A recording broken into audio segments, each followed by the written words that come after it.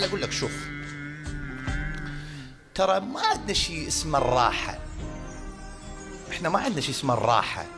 ترى هاي كلمة الراحة والاستراحة والتعطيل والعطلة ومتقاعد وقاعد ويرتاح، ترى هاي مفردات صنعوها التنابلة حقيقة. يعني هذا مجتمع الكسالى صنع لي شو سؤال، شنو يعني راحة؟ شو يعني راحة؟ ماكو شيء اسمه راحة. الراحة القلب إذا يرتاح يعني يموت. شنو يعني الراحة؟ بالعكس ترى الراحة مضرة بالصحة. الراحة مضرة بالصحة.